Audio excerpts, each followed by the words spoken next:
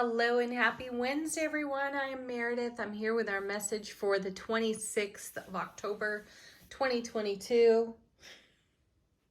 I'm supercharged on coffee right now. I actually have the shakes from caffeine. Just letting you know. All right. I want to give a little shout out to my dear friend Rochelle. I picked this deck for you today because I know it's your favorite and it's one of my Halloween themed decks. So it's the Santa Muerte Tarot. The sun and the moon are in Scorpio. We are 24 hours into the eclipse energy of yesterday. I have a case of the giggles, and we're ready to go. Let's see what the tarot cards have to say about the energy atmosphere of the day today. Let's see what kind of card witching we can get up to. Our first card. Ooh, 9. Is that the 9? 9 of Pentacles. Lovely. Yes. Yesterday's reading was all about our unity within self-relationship, the death of expectations, and that brings us a nice breath of fresh air within self-relationship, as in expressing our authenticity, being our real and true personality, not some socially acceptable version. More Queen of Wands, I guess, is what I want to get at here. You know, the Queen of Wands, she just says what everybody else is thinking. And it's a quality that people really find charming about her. And she's fiery. She's absolutely brilliant. And I feel that in the 9 of Pentacles here. This is the independent, interdependent person, not codependent, not clingy, not dramatic and graspy. Our authentic self showing up in harmonized divine masculine, divine feminine, soulfully present authenticity. And it comes with, oh wow, the Queen of Pentacles, the 9 and the Queen. So I am talking about the Queen of Wands moments ago, but here's the Queen of Coins, Pentacles. And she is the mother of the material. She is of the home and the hearth. And she makes more of what's on offer. Always. Like the King. They are amazing manifestors, these two in tarot. And they don't really invest a tremendous amount of energy into what they're manifesting because they're masterful. It's second nature to them. Whereas at different points in our own development, we have perhaps felt that manifestation is hard, or programming has told us it's hard. That when we go into our authentic, soulful presence, it's not. And yesterday we were getting channeled messages, potentially channeled intuitive messages through that 8 of Wands. I think that was our first card out. And these two together are evidence of that divine flow of being in the presence of what you feel through heart space, channeling your soulful awareness into this now reality, right? And everything gets simpler, more profound as well, though simpler. And I feel that's represented nicely with these two cards. Our next card is the Moon. Ooh. Let's take a look at that artwork. So the moon for me is always about what's rising to the surface and something that has been or felt slightly out of reach to us, you know, just right there on our fingertips and just out of reach. So here we have this person looking into the water and they're seeing a skeletonized version of themselves. Really what they're seeing is their transformed self. And that's what I feel has been part of the gift of this eclipse.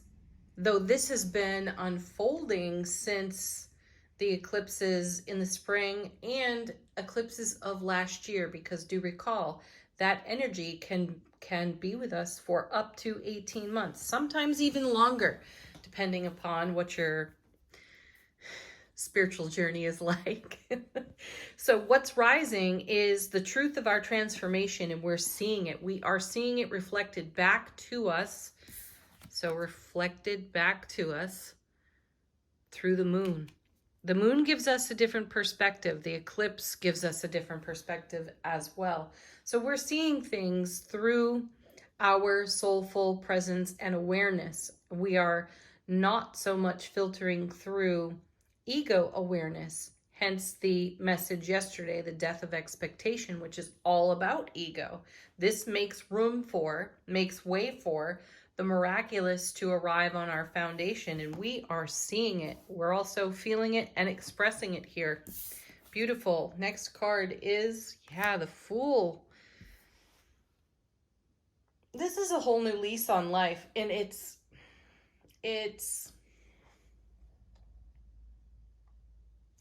the Fool is carefree. The Fool does not operate through the fear of consequence. Here again, another representation of the death of expectation and ego presence, ego awareness. So our vulture thoughts are quiet, so much more quiet. And in a conversation that I had with one of the most delightful souls I know, we were sharing about manifestation and how it's really about the feeling, living in the feeling. And this has come from another way of saying it and something more familiar. Let's just put it this way: acting as if, and the whole fake it till you make it. I never bought the fake it till you make it mantra personally, because, we are electric, we are alive. Every cell in our body knows the truth. And so fake is not the truth. Though feeling and faith are so much more profound. And that's what I feel is on offer to us here with the Fool. Because when you're in your soulful presence and you are less connected to the expectation of ego, then you become much more carefree. And that's quite the transformation, isn't it? We live much more in our authenticity and our truth in this way. So our journey becomes simpler, still so much more profound. The Fool has total faith that when that step is taken off the cliff, that the universe will catch the Fool. The universe has our back, and there's no loss of any of the knowledge that we have gleaned and garnered from our spiritual journey. The Fool is perceived as unknowing, untried, untested, immature. Nothing could be further from the truth on this card. The Fool has access to his or her collective knowledge and continues to undertake the journey through the major arcana of tarot in a carefree way. And this is the transformation: being more carefree, more soulfully present and aware, living authentically, not in some expected way. I love it. Let's see what's next. Where's this Fool going? Right into the Ace of Swords. There it is. There's the card witching yet again. We're talking about being authentic and true. That's the Ace of Swords right there. It's brilliant clarity, everlasting strength. And it does take the everlasting strength of our soulful presence to maintain the kind of courage in the face of vulnerability when we show up like this. It tends to, when we show up in this style of energy, when we show up as our authentically present, soulful self, other people get nervous. Have you noticed? When you're bringing the light, there are people who shrink from the light and want to take you with them. And we're not allowing that. We're not going with that any longer, which is fantastic. Let's see what's on the bottom of the deck. How is the universe supporting our divine flow through this gorgeous day? And what's behind the scenes? What's behind the veil here? Our first card is the Hierophant. I love that. You know, one of the messages from the Hierophant, first of all, it's a 5, so the 5s are still with us. 5s bring some instability, which gives us contrast and shifts perspective. Fool energy connected there very well.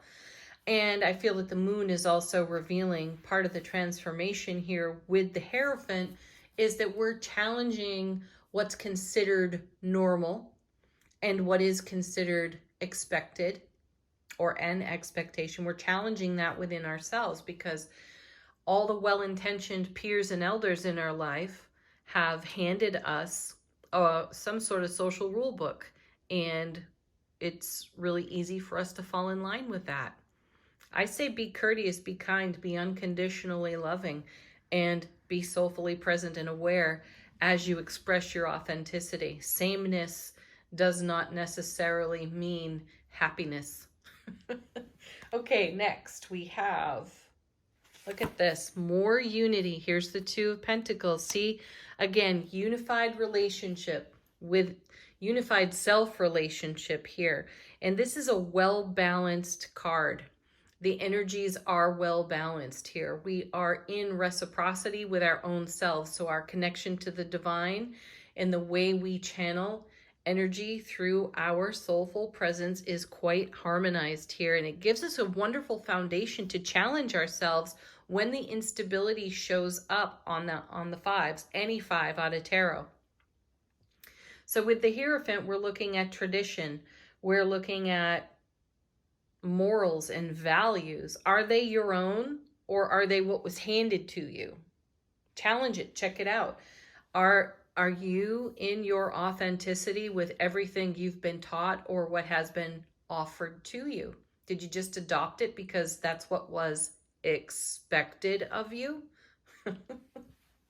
Okay, next we have, well, here's just a little bit more truth and authenticity in the King of Swords. He is the raw truth. And as a matter of fact, this card spoke to me the other day, and so did the Queen. And I got the message from the King of Swords of his word is the raw law of self. Don't clean it up. Just be you. It might make some people uncomfortable, but that's not your problem either. You don't have to make everybody comfortable. And this is what brings the harmony within self-relationship. And then we go onward as each now moment unfolds in greater happiness. Next. Oh, fantastic. Oh my gosh.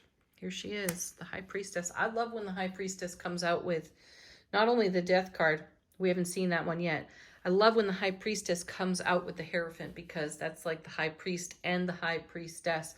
She is going to show us. We will become aware through our intuitive gifts because she's the divine oracle in tarot. We will become aware of anything that is not authentic and real in our perception of self-relationship. It's going to be easy for us to divine, let's say, what's ours, what's not ours, what's our truth, what's not our truth. Last, certainly not least, fantastic, 4 of Wands. Yes, this is how we maintain a happy foundation, sphere of influence, broadcast, ripple effect right here. 4 of Wands. By being in our authentic self relationship, expressing ourselves soulfully. I know that's a lot of repeat of that message. Apparently, though, these cards feel it is required to repeat the message so that we really get it. Okay. And remember, this is energy in the atmosphere on offer to us as a blessing and a gift from the cosmic alignment that we are in. Saturn has gone direct. The sun and the moon and Venus are all in Scorpio, and we are still within this amazing ripple of the partial solar eclipse in the new moon energy that happened yesterday, also in Scorpio. Woo. This is us going deep, being deep, and expressing ourselves deeply. That's where the profound comes in. All right, let's consult angel answers. If you have a question, put it to the deck. First one, remain positive. Absolutely. I'd love for us to see big happy changes come out of the deck because it's remaining positive, being in our joy, in the grace of our joy. That moves through our broadcast, our ripple effect. That is the undulation of the love that we are expressed in the world. Whew. Next we have, there's something better. And we've known that. See, this is why we're being encouraged to challenge what's been handed to us out of social programming and education from peers and elders. There's no harm in challenging any of it, considering it, exploring it. Next. Perfect. There it is.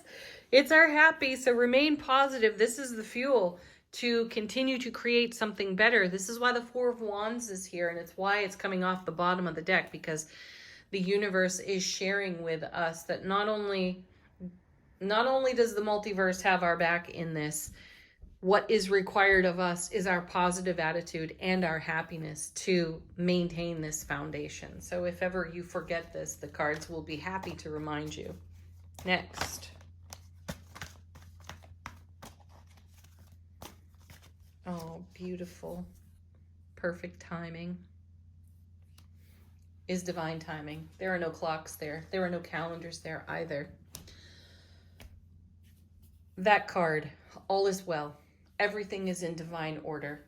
So show up happy, show up authentic, show up in your soulful presence, be joyful, celebrate life, and everything that's in your heart space will take care of itself is the core message of this reading. Okay, from the Witch's Wisdom Oracle deck that I mentioned yesterday, we're going to pull one card right off the bottom. This is a summary card to the entire reading and a message from our soulful presence to our waking human consciousness. We have Chalice, fulfillment. Beautiful. Yes, that's a great summary card. It really does capture the core of the message here. And it reminds me also of the Ace of Cups. We are on overflow. We can celebrate that. We can live in the overflow of love, bliss, joy, and happiness.